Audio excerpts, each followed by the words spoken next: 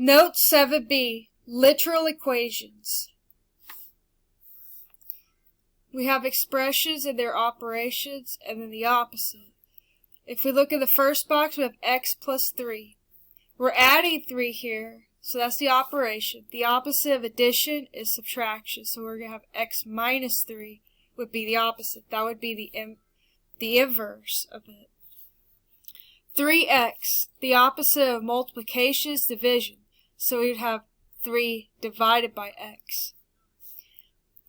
We have the cube root of x. That is a radical. The opposite of a radical would be a power. So we have x to the third power. And then we have, in the last row, we have 3 to the x power. That is an exponent. The opposite of an exponent is a log. So then we have log base 3 of x. That would be the opposite for each of those. Example 1. Solve for each equation for the indicated variable. A. X plus y equals A. We will solve for x. Since we have 3 variables to begin with, and nothing cancels out, we'll have 3 variables at the end. It's just in a different order. To get x by itself, to isolate it, we want to subtract y from each side. So x equals a minus y. B. Y minus x equals z. Solve for y. To get y by itself, we're going to add x to each side. Y equals z plus x. C. M plus n equals p minus r. Solve for n. To get n by itself, we're going to subtract m from each side. So we have n equals p minus r minus m. And that would be your answer. D. E minus f equals g plus h. Solve for f. To get f by itself, first, let's subtract e from each side. We have negative f equals g plus h minus e. F is still not by itself though, we have a negative in front of it. So we're going to divide each side by negative 1. That gives you a positive f. So we have f equals negative g minus h plus e.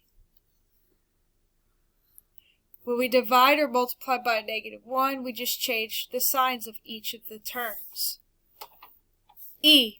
W equals x minus y minus z. Solve for y.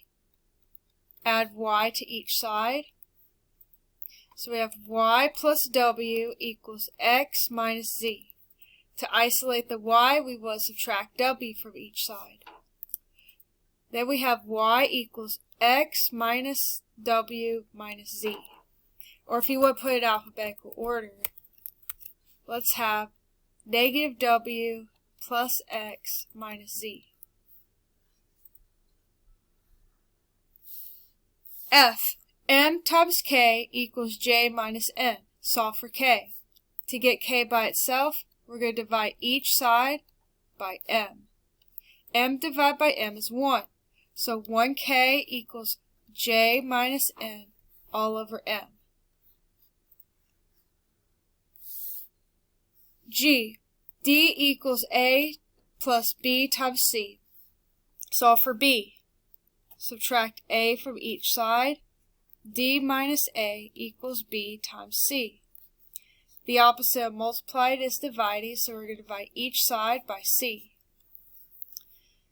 We have negative a plus d over c equals b. H. W equals x times y divided by z. Solve for z. So we could cross multiply these. When there's nothing in the denominator, you could put a 1 there. So we have w times z equals 1 times x times y. To get z by itself, divide each side by w.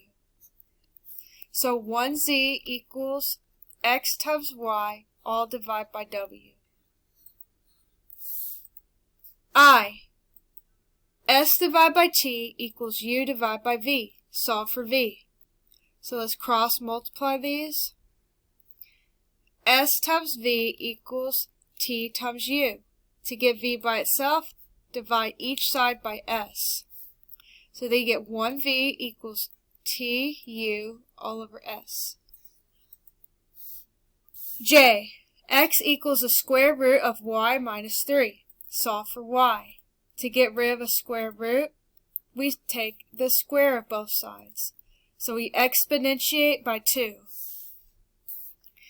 So then we have x squared equals y minus 3. The 2 and the index 2 cancel out. To get y by itself, add 3 to each side. So there you have y equals x squared plus 3. K. A equals 8b plus 1. Solve for b. Subtract 1 from each side. A minus 1 equals 8b. Divide each side by 8. So you have 1b equals a minus 1, all divided by 8. L. X equals y cubed. Solve for y. To get rid of a cube, we'll take the cube root. So we're going to exponentiate both sides by 1/3. Y equals x to the 1/3 power. You could also rewrite this as y equals the cube root of x.